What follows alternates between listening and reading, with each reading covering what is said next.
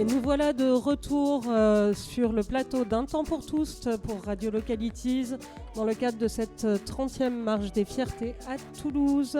Pour ce troisième plateau sur le thème de la culture et des loisirs, nous accueillons les associations des Images Homo, Diam, et le Gaga Flamingo Basket. Bonjour. Bonjour.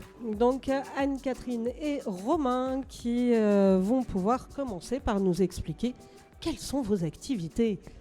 Allez, je commence. Le festival, l'association des Images Homo, c'est un festival de cinéma LGBTQIA+, qui a lieu sur Toulouse depuis 2007. Donc on va vers notre 19e édition, qui sera, je place les dates, j'en profite, du 30 janvier au 8 février pour la partie toulousaine. Et ensuite, on a une partie régionale qui est sur 12 départements et qui démarrera le 9 février, qui ira jusqu'au tout début de mars, puisque ça dure 3 semaines. Et en fait, nous, on promeut un cinéma diversifié et qui donne de la visibilité aux personnes LGBTQIA+, bien sûr, et à la diversité aussi de nos thématiques et de nos interrogations internes, de nos questionnements. Et on prône vraiment cette diversité au maximum et pour qu'on ne soit pas toujours dans un cinéma standard commercial, mais vraiment un cinéma plus indépendant et plus proche aussi de nos réflexions internes à la communauté LGBTQIA+. J'ai fait un peu long, Romain, désolé. Non, aucun problème.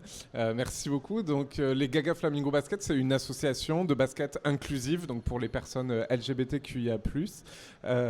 Et l'objet, c'est donc de promouvoir la pratique du sport pour les personnes LGBTQIA+, dans des espaces qui soient safe et sereins.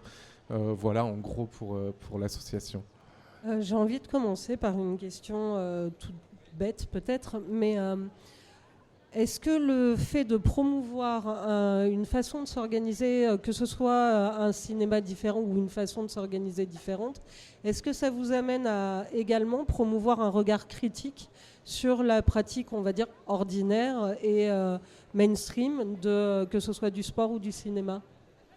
Tu veux démarrer ou... Vas-y. Ok.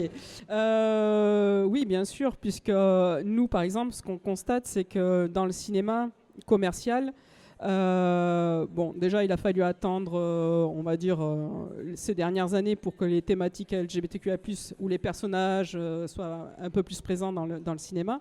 Et si on regarde encore aujourd'hui, en fait, il y a un gros déséquilibre. Ça veut dire qu'il va y avoir énormément de films qui vont traiter de la thématique gay, et puis très peu, finalement, pour les lesbiennes ou les femmes, et très peu pour les autres thématiques, transidentité, et toute la richesse qu'il peut y avoir dans la communauté. Et là, on parle du sujet, mais après, si on regarde aussi au niveau de la réalisation, on se rend compte qu'en fait, quand on cherche des sujets plus rares, comme par exemple tout ce qui va être plus sur les lesbiennes, la bisexualité, la transidentité, etc., on va tomber quand même sur plus de réalisatrices, par exemple, que de réalisateurs. Donc, on se rend compte qu'au final, on arrive en ayant cette volonté d'avoir un cinéma diversifié, on a aussi une réalisation qui est diversifiée et on a presque du 50-50 au niveau de la réalisation. On arrive à avoir, cette année, on était à 48 et quelques % de femmes dans la réalisation. Donc c'est aussi important de promouvoir ça, puisqu'on se rend compte que voilà, des personnes... qu'il y ait plus de femmes dans la réalisation, qu'il y ait plus de lesbiennes ou de personnes trans ou encore d'autres comme ça amène un regard différent dans le cinéma et des sujets qui vont être plus diversifiés et traités d'une autre manière. On va avoir des fois des questionnements qui vont être plus intéressants. Je me rappelle par exemple, il y a 2 ans, on avait un documentaire qui était réalisé par un réalisateur brésilien qui avait un handicap et il traitait du handicap dans son documentaire. Ça, c'est quelque chose d'encore assez rare. Et il montrait, il permettait de montrer des corps qui étaient différents, des désirs, une libido qui existe et aussi en même temps le regard qui est posé sur leur corps. Donc il y avait plein de choses, c'était ultra riche. Et donc nous, ce genre de cinéma-là, voilà, dans le cinéma commercial, il n'y est pas, quoi. il va y avoir toujours des histoires de coming out d'adolescents très gays, et il va manquer toute cette richesse après de réflexion à côté. Et c'est grâce à des festivals comme le nôtre qu'on va pouvoir trouver justement ce genre de sujet et donner la parole aussi à des réalisateurs et des réalisatrices comme ça. Dans le milieu féministe, on a vu se populariser et se démocratiser l'usage de ce qu'on appelle le test Bechdel, qui permet d'identifier lors d'un film la présence de personnages féminins. Est-ce que les personnages se parlent? Est-ce qu'elles ont un nom? Est-ce qu'elles ont une histoire qui est dissociée de leur histoire d'amour avec les personnages masculins, etc., etc. Est-ce que ce type d'outil existe également de façon plus large sur le milieu justement LGBTQIA+, et également d'ailleurs, puisque tu parlais de la question du handicap, sur les questions de validisme et autres, est-ce que ce sont des questions qu'on peut trouver, des outils qu'on peut trouver? L'outil va déjà par rapport à notre intuition et à notre regard. Étant donné qu'on est un festival de cinéma LGBT et qu'à l'intérieur de l'équipe, on est majoritairement LGBT, même si on a des fois des alliés qui nous rejoignent, notre regard, en fait, il va faire déjà quelque part un peu le tri. Et si le personnage LGBT est secondaire, n'apporte rien au film, ou si sa seule vocation c'est de mourir à un moment donné, de souffrir et mourir, ça nous intéresse plus, on a dépassé ce stade-là depuis très longtemps. Donc c'est pas des films qui vont nous intéresser et on va pas forcément les sélectionner. Et par contre, quand on tombe sur une pépite qui aborde un sujet, il y avait le documentaire sur le handicap, il y a eu un autre documentaire une fois sur les violences conjugales dans les couples de femmes, là on se dit, là on a quelque chose qui est rare, et ce quelque chose-là, il faut que nous on fasse à ce moment-là l'effort.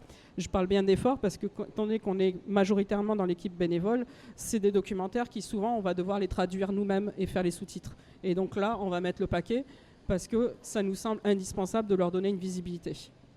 Oui, alors sur la question du sport, en tout cas les vécus LGBTQIA+, en tout cas ce qu'on a nous vécu dans notre équipe, c'est soit un phénomène d'exclusion sur les équipes traditionnelles, on va dire, soit ça a été aussi un outil de dissimulation, et là je prends aussi mon cas personnel, c'est de dire à un moment donné si je performe dans une discipline sportive quand je suis adolescent, et a fortiori un sport collectif masculin, on ne verra pas que je suis gay. Et donc cette double, soit de l'exclusion, soit de la dissimulation, ça fait qu'en fait ces sports-là, on finit par les détester. Et là, l'idée avec cette équipe, c'était de pouvoir réparer aussi cette histoire entre des sports finalement qu'on aimait parce qu'on les a pratiqués au début, d'ailleurs souvent dans des équipes mixtes, et finalement les personnes qu'on est devenues. Et en fait, aujourd'hui, on n'arrive toujours pas à intégrer des clubs dits traditionnels parce qu'on ne se sent pas en sécurité ou dans des espaces sereins pour le faire. Et c'est pour ça qu'on a créé cet espace. Après, l'idée, c'est c'est une poche de résistance, mais l'idée, c'est de pouvoir aussi sensibiliser les clubs dits traditionnels à la question de l'homophobie dans le sport, hein, là où évidemment les personnes trans sont très attaquées, où on brandit des banderoles homophobes encore. Voilà, donc c'est tout un travail de fond. Et nous, l'idée, c'était de pouvoir avoir un espace pour jouer tous et tous ensemble et de pouvoir parler de nos copains, de nos copines, des soirées LGBT qu'on fait le week-end sans être stigmatisés, quoi. Est-ce qu'à l'image de ce que fait Twin, vous commencez à intervenir auprès des clubs on va dire ordinaires, traditionnels, je ne sais pas comment... Pas encore, malheureusement. Donc on n'existe que depuis 1 an. Voilà, donc on a commencé. On est tout jeune. Merci de nous donner la parole. On est tout jeune et donc on a commencé vraiment nos activités qu'en octobre, même si les statuts ont été acceptés par la préfecture en mai dernier. Donc aujourd'hui, on n'a pas encore cette vocation-là, mais l'objectif c'est de se structurer et à terme de pouvoir sensibiliser le plus possible. Après, on fait des matchs loisirs contre des équipes dites classiques. Et nous, on adore aller, c'est en mode marche des fiertés, on débarque avec plein de supporteristes, on débarque avec nos drapeaux, nos flamants roses, et effectivement, c'est agréable aussi de pouvoir sensibiliser comme ça les autres équipes, qui l'acceptent d'ailleurs très bien, fort heureusement, mais peut-être qu'un jour, on aura aussi des équipes qui seront défiantes peut-être par rapport à nous. En tout cas, vous bousculez l'évidence, donc c'est toujours intéressant de susciter une réaction. Absolument, oui, c'est clair. C'est l'idée un peu, on se dit comme une équipe LGBTQIA+, c'est-à-dire en marge du patriarcat. et en lutte contre le patriarcat. Et moi, j'ai pas de souci à dire qu'on est une asso très militante aussi. Voilà. Est-ce que le fait de s'afficher de façon communautaire, entre très gros guillemets, je précise, c'est une étape en fait pour parvenir ensuite à l'inclusion, à la normalité, voire à l'indifférenciation?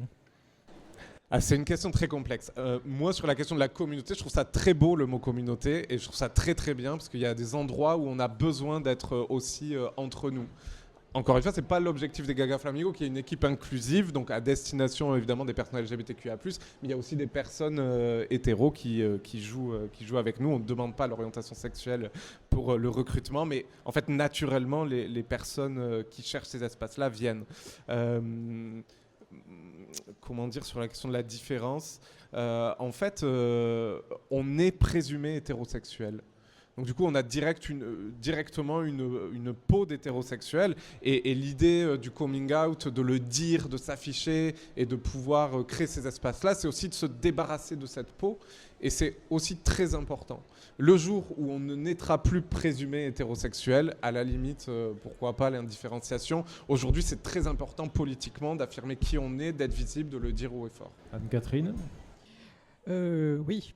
Alors, effectivement, le festival est LGBT. Après, notre public, c'est pas nous qui le dirigeons. Et autant, effectivement, sur la partie toulousaine, le public va être très LGBT, mais dans la partie régionale, on est dans un public qui est beaucoup plus hétéro au final. Et donc, nous, on parle à tout le monde. Après, dire qu'on s'affiche... moi, j'aime pas trop le mot afficher, parce que dans afficher, il y a un genre un peu provoque ou autre. Alors que nous, tout simplement, voilà, on est qui on est, et puis c'est tout. Et nos films, en fait, c'est pas nous, en tant que personnes, qui sommes intéressants, c'est les œuvres qu'on propose, et comment ces films peuvent transmettre des émotions, transmettre des vécus, puisque c'est aussi la place de l'art. C'est-à-dire que l'art permet de connaître des situations qui ne sont pas les nôtres. Donc quand on est dans la partie régionale avec un public qui est beaucoup plus hétéro, ça lui permet de comprendre émotionnellement beaucoup de choses de nos vies et de nos existences. Et c'est en ça que le festival, après, il se veut aussi un peu, on va dire, pédagogique. Et après, là, je parlais du public, mais après, avec les professionnels avec qui on travaille, la plupart des professionnels autour de nous sont hétéros aussi. Donc on n'est pas... je voudrais dire qu'on ne se sent pas forcément enfermé dans une communauté. On est plutôt représentant d'une communauté pour créer des ponts avec des personnes qui ont envie de découvrir aussi qui nous sommes. Donc c'est pour ça que je me sens pas forcément en train d'afficher ou de m'enfermer dans quelque chose. Par contre, je pense que dans la société, si je reviens sur la partie toulousaine, le fait de mettre LGBTQIA+ sur une affiche, effectivement, nous enferme malgré nous. Parce qu'il y a des gens qui, du coup, ne vont pas avoir le truc de venir, et ils vont dire dans le meilleur des cas, c'est leur festival, donc on les laisse s'amuser un peu entre eux. Ou dans d'autres cas, j'ai vraiment pas envie de voir ça. Donc je pense que des fois, la communauté, c'est pas forcément qu'on a envie de s'y réfugier en permanence, même si elle nous va et qu'elle nous permet justement d'avoir ces espaces. C'est aussi des fois que la société nous y enferme, même si on n'a pas envie d'en être enfermé.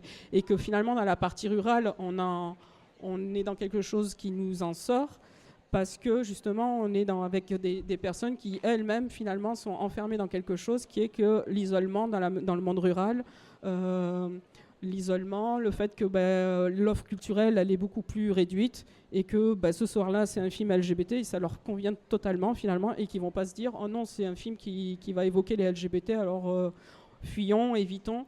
Alors que sur la partie toulousaine, où il y a énormément d'offres culturelles sur la ville de Toulouse, là on se rend compte que notre public, la partie non LGBT du public, elle est très réduite, et elle ne grossit pas plus que ça au final. Alors qu'au départ, quand je suis arrivée à Diam en 2017, j'étais très optimiste sur le fait qu'on allait créer, fusionner avec... et je me rends compte que non, c'est un combat de longue haleine et qui ne va pas changer comme ça en un an ou deux. Et pourtant, des partenariats avec d'autres festivals comme Ciné Latino, comme le festival du cinéma indien, etc., on en crée plein. Et voilà, c'est une longue bataille d'arriver à ce que les gens se mélangent réellement dans la société. Alors justement, concrètement, tu reviens complètement sur la question que j'allais te poser sur la dernière édition du festival. Comment ça s'est déroulé ? Est-ce que c'était... Alors, est-ce que c'était bien ? Forcément, oui. Oui. N'est-ce pas ? Mais je pense que c'était notre meilleur.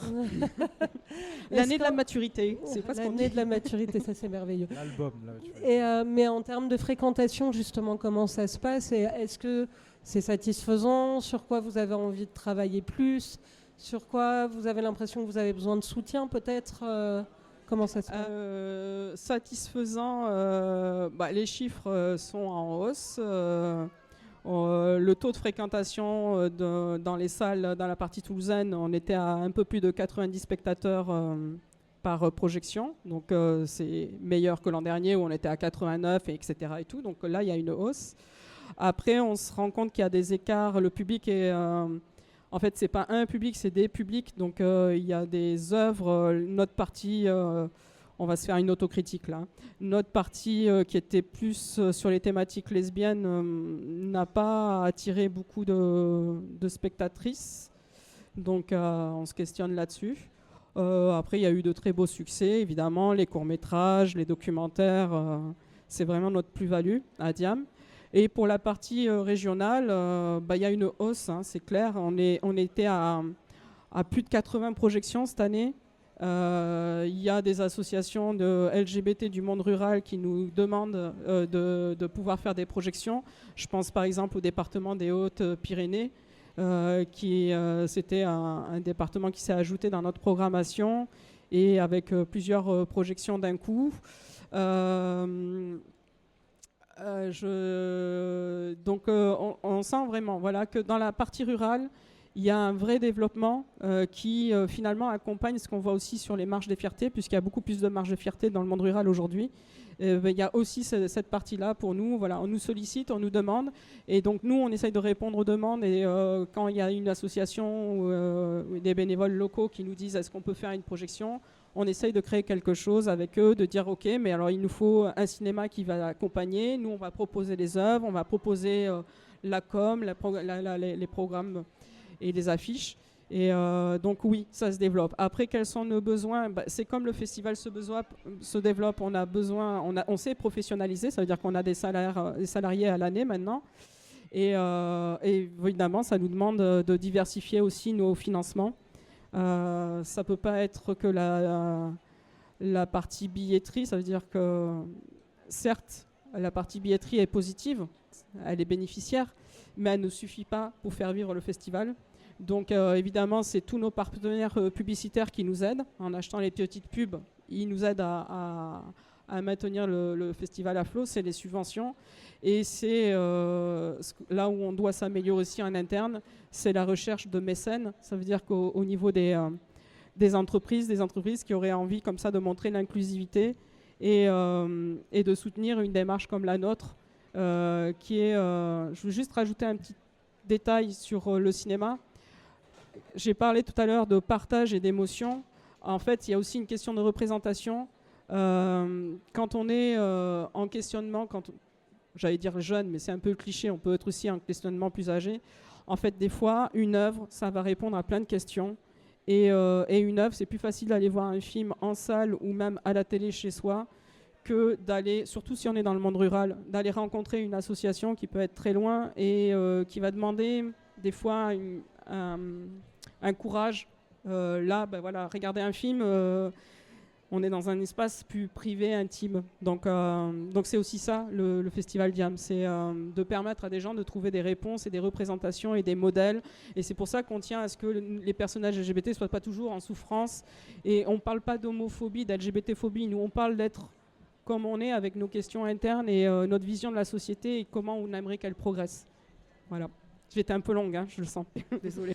Romain, avant qu'on conclue cette émission et qu'on laisse la parole à tout ce qui va suivre. Là, également, est-ce qu'on peut vous souhaiter quelque chose de supplémentaire? Est-ce que vous avez un besoin? C'est le moment, un appel à l'aide. Qu'est-ce qui vous manque concrètement aujourd'hui? Aujourd'hui, on est dans une phase du coup de structuration. Donc, l'objectif aussi, c'est donc d'envoyer une équipe aux Gay Games de Valence qui auront lieu en 2026. Donc on cherche des financements. Il y a déjà au final plein de sponsors. Je les remercie ici, le Gogo Flamingo, le Sona KS, la Cale Sèche et les Tilleuls qui nous aident à financer ça. Mais on en cherche plus évidemment. Et puis nous, on en a parlé avec les élus qui sont venus sur notre stand, de pouvoir avoir le soutien de la mairie de Toulouse. Ça nous paraît primordial. Pour le moment, on n'a pas trouvé les axes qui convenaient. Mais je pense que ça viendra. Voilà, et puis qu'on puisse avoir un autre créneau d'entraînement aussi, parce qu'aujourd'hui on n'en a qu'un et on a dû refuser du monde parce que le besoin, la demande est quand même grande. Donc voilà, c'est ça, de pouvoir continuer à se structurer, de pouvoir continuer à grandir. Et juste sur la question aussi, l'idée des Gagas, c'est aussi d'aller vers des personnes qui sont loin des milieux LGBTQIA+. Et c'est vrai que dans le milieu du sport, il y en a aussi beaucoup. Et quand je dis justement on veut aller faire des matchs contre ces équipes-là, c'est précisément pour arriver à essayer de faire repenser le rapport au sport, le rapport à la performance. Donc ça, c'est primordial aussi. Donc oui, c'est une asso qui est dite communautaire, même si encore une fois elle est inclusive, donc ouverte, mais l'idée c'est de pouvoir sensibiliser ensuite pour qu'en fait les ados n'aient pas la même expérience que nous sur les parquets, tout simplement. Eh bien, merci pour votre participation. On espère que les oreilles auront été attentives, en particulier sur la question des besoins que vous avez exprimés. Merci à vous et merci pour votre écoute. Merci. Et bonne marche à tous. Merci.